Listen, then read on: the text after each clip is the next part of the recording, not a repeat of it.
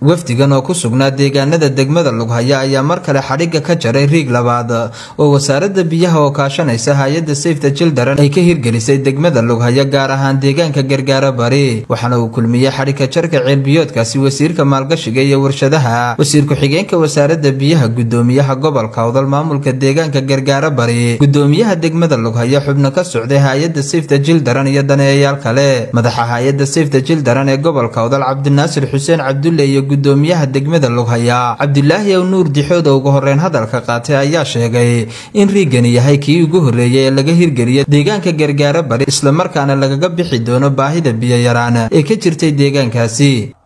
waxa mar labaad sharaf ii ah anoo ku hadlay magaca hay'adda Save the Children inaan ku wareejiyo wasaaradda horumarinta biyaha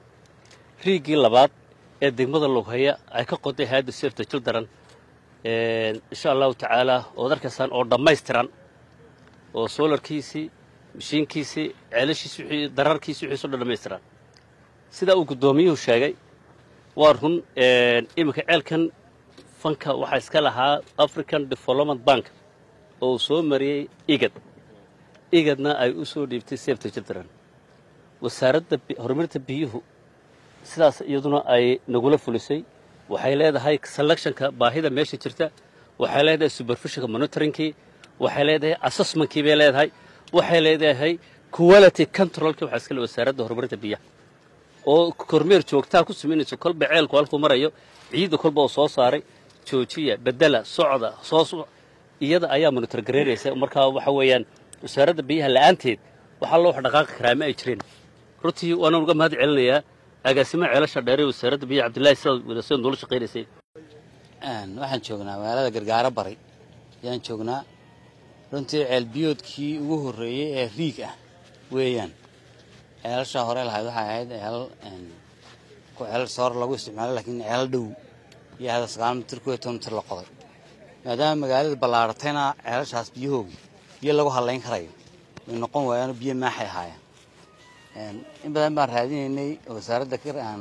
la ka daba soconay in riig la qodo waa ka mahad celinaynaa wasaaradda Save the Children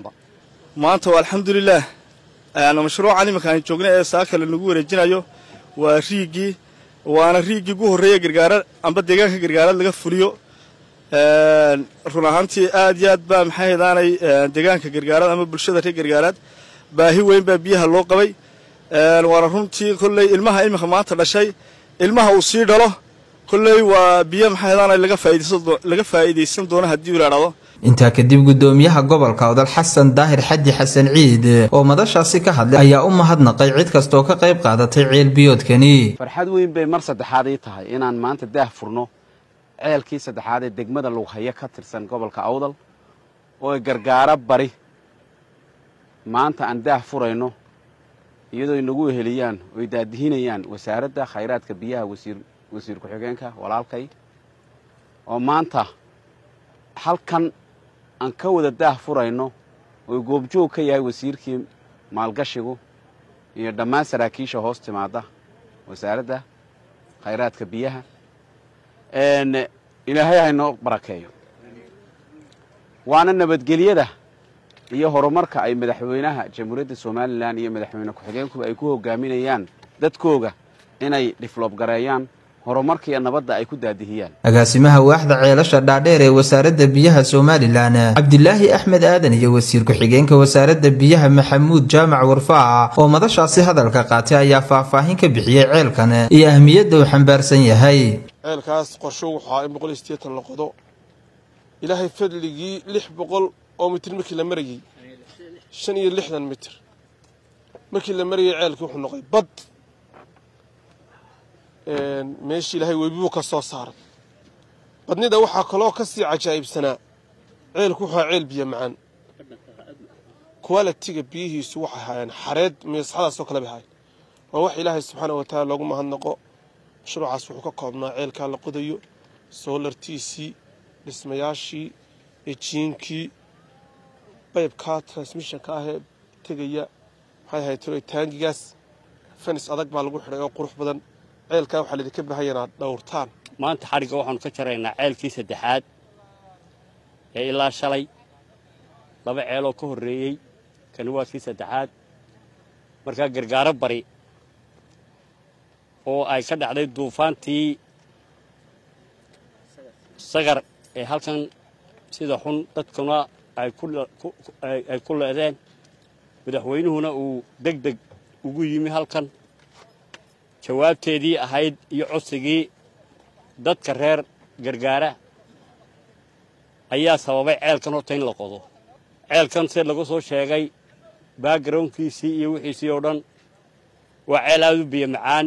waa ceel biyo badan runtii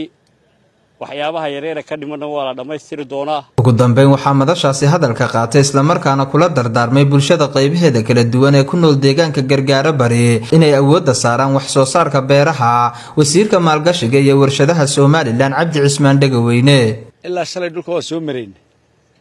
way ka muuqataa waxyaabo badan oo ay kaga tagtay duufaantii way jirtaa oo weli raadkeedii aad u muuqdo laakiin waxa loo baahan yahay dhulkeenu waa wada biyo meera anu waxaan idinku boorinayaa oo idinku baraarujinayaa noloshu dhulkay ku jirtaa in la tabcaday ku jirtaa in wax lala soo baxay ku jirtaa qiimaha iyo sharafta qofka uu leeyahayna waa inuu wax la yimaadaa wax abuuraa anu waxaan idin leeyahay reer gargaaro bari iyo wad ka yar nasiib badantiin inagu kalowli iyo dhulkaan soo marnay